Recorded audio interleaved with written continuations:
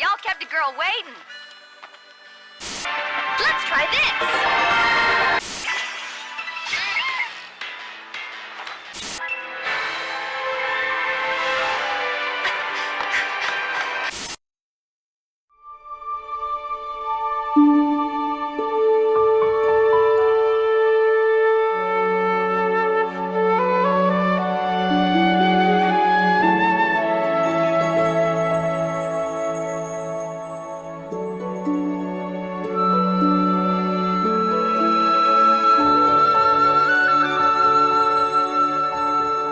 Xenoblade Chronicles is a tale of hope and perseverance of the spirit.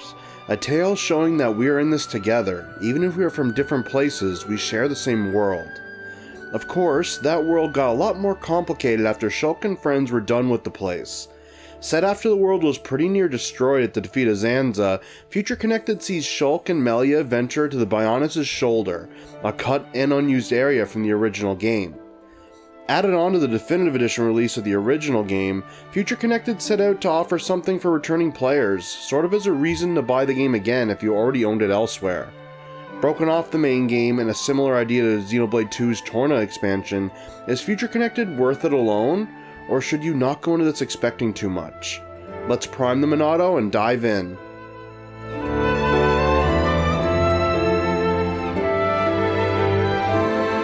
Future Connected's story is set after the events of the main game. Spoilers for Xenoblade Chronicles incoming. With the Bionis and Mechonis out of the picture, life has continued on the coast of a new island, but something is left unfinished with the Bionis, Melia's old home.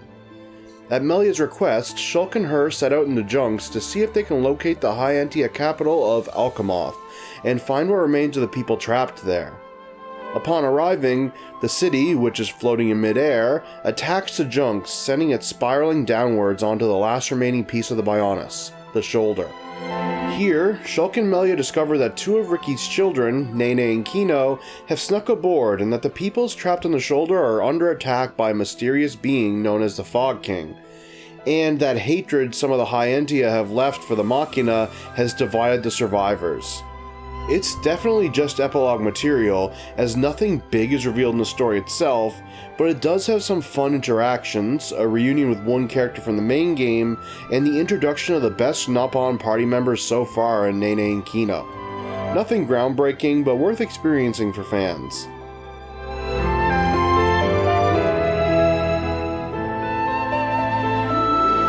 For the sake of this review, I won't be going over the gameplay itself. If you want to see that, then check out my review of the main game. What I will be talking about here is what's different. While the basics of combat are the same, some things have been stripped down, changing combat a bit.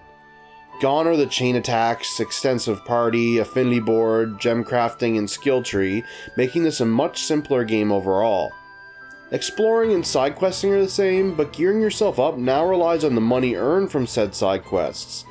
This is a better approach personally, as you'll only be finding weapons from monsters, making inventory management much better. The biggest change is the removal of chain attacks, instead replacing them with an all-out attack style move using the big side quest chain of the game, the Ponspectors. These cute Nopon will follow you around as you find and complete quests for them, and allow you to use strong attacks when your party gauge is full. I found this a much better use of the resource than 3 uninterrupted attacks from the original game, and found myself using it often. Other than that, the limited party setup can seriously hurt, as you are limited to Shulk, Melia, Ryan in the guise of Nene, and Charla in the guise of Kino. I found Melia sitting on the bench the majority of the game, as I needed someone to take aggro and someone to heal. It's not a deal breaker, but it does suck coming off the main game's diversity.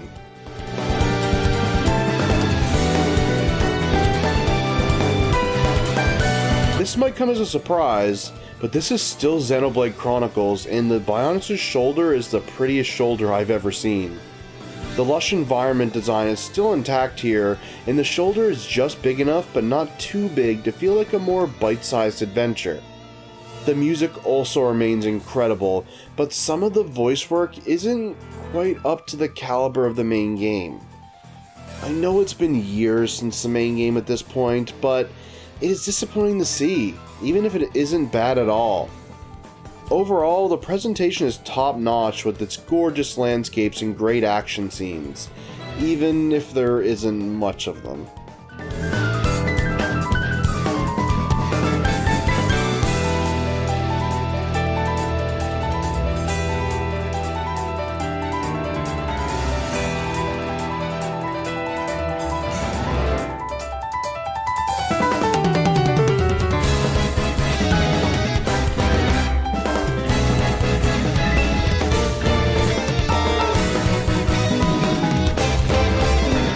Overall, Future Connected is a satisfactory bit of extra content for fans and newcomers alike.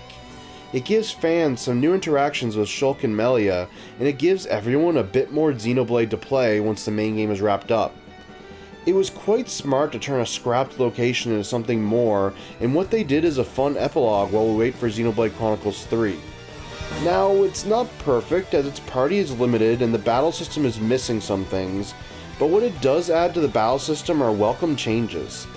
Melia marches forward with a solid 9 out of 10. Pretty damn good for an additional piece of content. Does this make Xenoblade Chronicles a 19 out of 10 now?